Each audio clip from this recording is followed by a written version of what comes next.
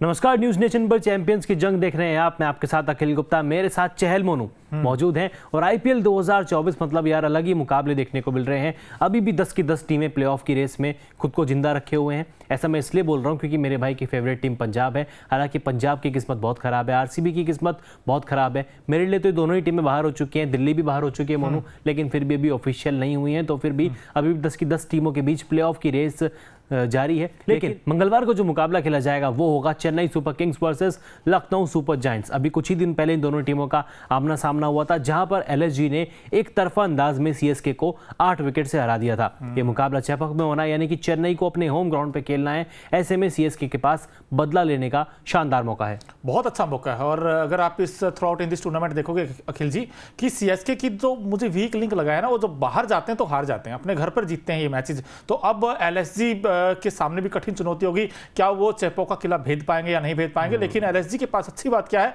कि हो सकता है इस मैच में मयंक यादव का भी कमबैक हो जाएगा। मयंक यादव आएंगे तो कहीं ना कहीं पेस अटैक इनका मजबूत हो जाएगा। लेकिन सामने सीएसके के लिए एक कंसर्न है जो सबसे बड़ा इस वक्त, वो है रचिन रविंद्र का फॉर्म। अब इनकी दोनों टीमों की ताकत और कमजोरी क्या है उस पर भी हम बात करेंगे। दोनों टीमों की जो पॉसिबल प्लेइंग 11 हो सकती है उस पर भी हम बात करेंगे, और साथ ही साथ भाई पिच कैसा रहेगा उस पर भी हम प्रकाश डालेंगे। लेकिन उससे पहले सबसे इंपॉर्टेंट ये हो जाता है कि भाई एलएसजी वो टीम है जो 7 मैचों में 8 अंक हैं, सीएसके भी 7 मैचों में 8 अंक है। अब ऐसे में दोनों राइट कॉम्बिनेशन क्या हो सकता है दोनों टीमों का, उस पर बहुत कुछ डिपेंड करेगा। अब लखनऊ की हम बात करते हैं, अगर मयंक यादव इस टीम में आएंगे तो फिर कैसा कॉम्बिनेशन हो सकता है। तो एलएसजी का जो कॉम्बिनेशन है सबसे पहले उस पर नजर डालते हैं। भाई लखनऊ की जो पॉसिबल प्लेइंग 11 हो सकती है वो किस प्रकार हो सकती है। तो उसमें अगर आप देखें तो ये कुछ पैटर्न हो सकता है, जिसमें Quinton de Kock, KL Rahul, Deepak Hooda, Marcus Stoinis, Nicholas Pooran, Ayush Badoni, Krunal Pandya.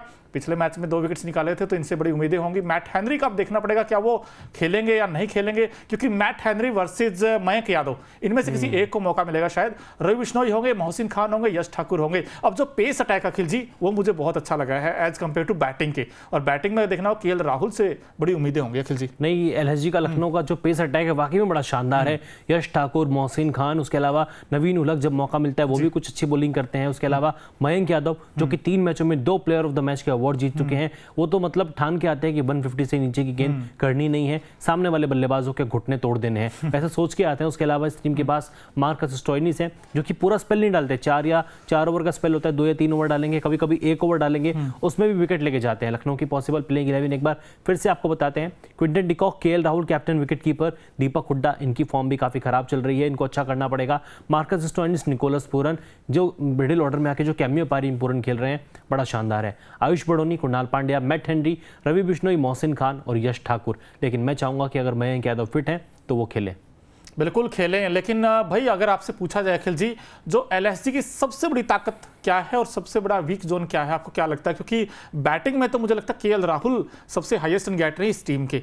Apart from that I think आपको क्या ऐसा लगता है जिनको अच्छा करना चाहिए? नहीं, एलएसजी की सबसे बड़ी ताकत इस वक्त केएल राहुल की फॉर्म है। मतलब पिछले मैच में उन्होंने फॉर्म हासिल की, 80 ओवर रन किए थे, अच्छी बल्लेबाजी की थी, सीएसके के खिलाफ ही की थी। उसके अलावा केएल राहुल की जो कैप्टनसी रही है, बड़ी मैच्योर तरीके से उन्होंने इस टीम को हैंडल किया है, दिखाया है कि पिछले 2 बार से लगातार एलिमिनेटर खेल रहे हैं। इस टीम को हल्के में बिल्कुल नहीं लेना चाहिए। और देखिए मोनू, इस टीम के पास बड़े बड़े बल्लेबाज हैं, स्टोइनिस हैं, पूरन है, दीपक हुड्डा है जिन्होंने इंडिया के लिए काफी क्रिकेट खेला है, T20 क्रिकेट तो बहुत खेला है। उसके अलावा आयुष बड़ौनी जो कि नंबर 6-7वें नंबर पे बैटिंग करने आते हैं, अच्छी बल्लेबाजी करते हैं। लेकिन अगर आप बैटिंग बॉलिंग में देखोगे कोई बड़ा नाम है ही नहीं। रवि बिश्नोई, मोहसिन खान, यश ठाकुर, नवीन उलक, मयंक यादव, कोई भी बड़ा नाम नहीं है। उसके बाद भी ये टीम लगातार 2 बार एलिमिनेटर खेलती है और इस बार भी इस टीम के चांसेस हैं कि ये प्लेऑफ खेलेंगे। तो इसका पूरा क्रेडिट मैं कहूँगा टीम मैनेजमेंट को जाता है, कैप्टन राहुल को जाता है, जिस तरीके से वो युवा गेंदबाजों को तालमेल बिठाते हैं। सबसे बड़ी ताकत इस टीम की यही है। हालांकि कमजोरी भी इस टीम की कहीं ना कहीं यही है कि बिश्नोई कुछ मैचेस में काफी खराब रहे हैं, वो विकेट्स नहीं आ पाए।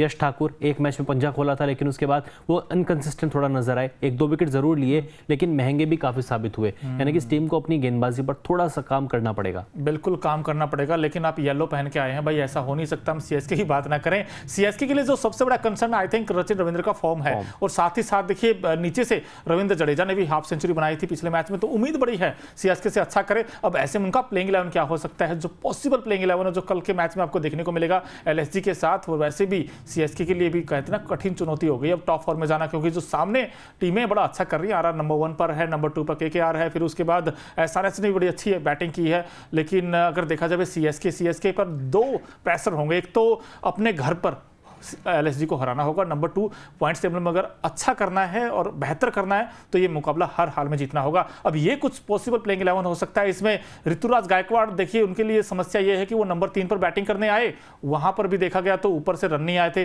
और जब ओपन करते हैं तो रचिन रविंद्र नहीं चलते हैं। अब ऐसे में उनके पास भी ये होगा कि ओपन करूं या नंबर 3 खेलूं, ये तो सिचुएशन उनके साथ रहेगी। लेकिन नीचे से अगर आप देखोगे इस टीम में तो मैच विनर आपको नजर आएंगे, जिसमें कि अजिंक्य रहाणे भी होंगे और साथ ही साथ रविंद्र जडेजा भी होंगे। मोइन अली का भी देखना पड़ेगा अखिल जी, उनको मौका जरूर मिलता। मेरा तो ये मानना Moeen Ali versus Daryl Mitchell, मैं चाहता हूं डेरिल मिचेल के साथ जाए क्योंकि वो बॉलिंग भी करते हैं, बैटिंग भी करते हैं। मैं चेपॉक में होगा तो मुझे लगता है कि मोइन अली के पास से टीम जाएगी। चेपॉक में हम हमेशा देखते हैं स्पिनर्स का बोलबाला रहता है। आपको एक बार सीएसके की संभावित प्लेइंग 11 बताते हैं। मैंने भी येलो पहना है और सीएसके की टीम भी येलो है। ऋतुराज गायकवाड़ कैप्टन, रचिन रविंद्र फॉर्म काफी खराब है, अजिंक्य रहाणे, मोइन अली, लिया Shivam Dube, Ravindra Jadeja, MS Dhoni wicketkeeper, Deepak Chahar, Tushar Deshpande, Mustafizur Rahman और मतीशा पथिराना। शिवम दुबे लगातार अच्छा करते आ रहे हैं, खासतौर पर जब चेपॉक में मैच होता है लगातार प्रभावित कर रहे हैं। रविंद्र जडेजा की फॉर्म भी अच्छी है, बल्ले से अच्छा कर रहे हैं लेकिन गेंदबाजी में केवल 4 विकेट।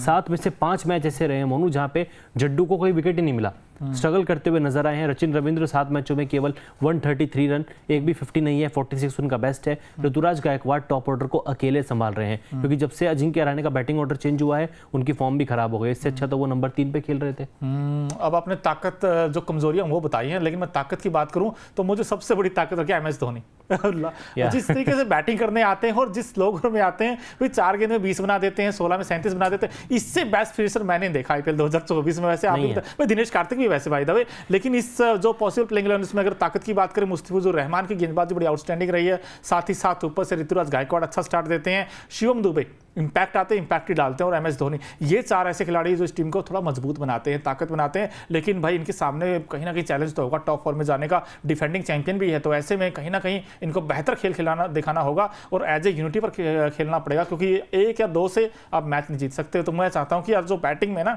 रचिन रविंद्र की जगह आप किसी और खिलाड़ी को भी मौका दे सकते हैं, अब देखना होगा। लेकिन हेड टू हेड में अगर देखें तो एलएसजी 2 मुकाबले जीत चुका है। अब ऐसे में अगर बराबर करना है तो सुनहरा मौका है कि आप एलएसजी को हराइए और 2-2 हो जाएंगे यहाँ समीकरण। वैसे देखा 4 मुकाबले खेले हैं, 2 में एलएसजी और 1 में सीएसके, 1 का रिजल्ट नहीं आया। ऐसे में अखिल जी पूछ ही लेते हैं भाई, इस मुकाबले में ऐसे में एलएसजी वर्सेस सीएसके दोनों टीमें बड़ी मजबूत है, लेकिन फिर भी घर पर मैच है सीएसके का, तो सीएसके हॉट फेवरेट रहेगी। तो ऐसे में एलएसजी को ऐसे 3 क्या काम करने पड़ेंगे जो उनके घर में उनको हरा दें? स्पिन डिपार्टमेंट मजबूत करना पड़ेगा, क्योंकि आप चेपॉक में खेल रहे हैं, आप चेन्नई को उसके घर में चैलेंज दे रहे हैं, और अगर आपको चैलेंज देना है तो आपको अपनी स्पिन में धार लानी पड़ेगी। अमित मिश्रा को आज आप इंपैक्ट प्लेयर खिला सकते हैं, फिर उनको प्लेइंग 11 में भी आप रख सकते हैं। आपके पास एक खरा सोना प्लेइंग 11 बेंच पे बैठा हुआ है अमित मिश्रा। चेपॉक जैसे स्टेडियम में भी अगर आप उनको मौका नहीं देंगे तो गलत होगा। रवि बिश्नोई के पास शानदार अवसर है, इस विकेट पर अपनी फॉर्म हासिल करें। उसके अलावा क्विंटन डिकॉक पिछले मैच में 50 आई थी चेन्नई के खिलाफ, लेकिन इनकंसिस्टेंट रहे हैं, उनको अच्छी बल्लेबाजी करनी पड़ेगी। साथ ही दीपक हुड्डा, देवदूत पडिक्कल बाहर हो चुके हैं क्योंकि खराब परफॉर्मेंस की, एक बार भी डबल डिजिट तक का स्कोर नहीं कर पाए। वही हाल उनका दीपक हुड्डा का भी देखने को मिल रहा है। 2022 अच्छा किया, इंडियन टीम का टिकट भी कटाया, लेकिन आईपीएल 2023 काफी खराब खेले। आईपीएल 2024 में भी उसी चीज को दोहरा रहे हैं। अगर इन चीजों पे टीम एलएसजी की टीम काम करेगी तो डेफिनेटली सीएसके को इस मैच में भी हरा सकती है। बिल्कुल हरा सकती है। और अगर एक चीज और मैं इसमें ऐड कर दूं, अगर मयंक यादव इस टीम में आएंगे तो फिर वो रफ्तार और धार भी आपको देखने को मिलेगी। वो बड़ा चैलेंज पेश करते हैं क्योंकि उनके पास पेस भी है और बाउंस भी है। तो ऐसे में किस तरीके का स्टार्ट देंगे ऋतुराज गायकवाड़, और साथ ही साथ रचिन रविंद्र खेलेंगे, अजिंक्य रहाणे से ओपन कराएंगे, क्योंकि पिछले 2 मैचों में देखा है रहाणे ओपन करते हुए नजर आए हमें। और वैसे भी दोनों टीमें बड़ी अच्छी लगती है, बड़ी सॉलिड लगती है मुझे तो। और वैसे भी ये मुकाबला कहाँ खेला जाएगा? चेपॉक के स्टेडियम में। और चेपॉक का जो पिच रिपोर्ट है मेरे सहयोगी अखिल जी ने किया है, वो भी आप न्यूज नेशन और न्यूज नेशन स्पोर्ट्स पर जाकर देख सकते हैं। वहां से तकरीबन आपको आइडिया लग जाएगा कि कितना स्कोर बनने वाला है और कैसा पिच करेगा। तो पूछ ही लेते हैं, चेपॉक का पिच भाई बैटिंग सरफेस होगा या गेंदबाजों के होगा? आपके अकॉर्डिंग क्या कहना चाहिए? छोटा सा बताना ताकि लोग देख ले जाके। नहीं, पूरी पिच रिपोर्ट तो आपको जाके देखनी पड़ेगी क्योंकि पूरी डिटेल आपको मिलेगी, लेकिन आपको यहाँ पे हिंट दे सकता हूँ कि चेपॉक में मैच है तो स्पिनर्स का बोलबाला देखने को मिलेगा। स्पिनर्स का बोलबाला देखने को मिलेगा। तो ऐसे में पूछ ही लेते हैं अखिल जी से, क्योंकि इनसे बैटर कोई बता नहीं सकता। अगर दोनों टीमों में से देखा जाए तो बॉलिंग में ही देख लेते हैं। आपने कहा बॉलिंग फ्रेंडली विकेट होगा, स्पिन फ्रेंडली विकेट होगा, तो ऐसे में जो कहते हैं सबसे बड़ा एक्स फैक्टर दोनों टीमों में से आपको कौन लगता है जो इस विकेट के ऊपर कहते हैं ना छा जाएंगे? रविंद्र जडेजा। रविंद्र जडेजा।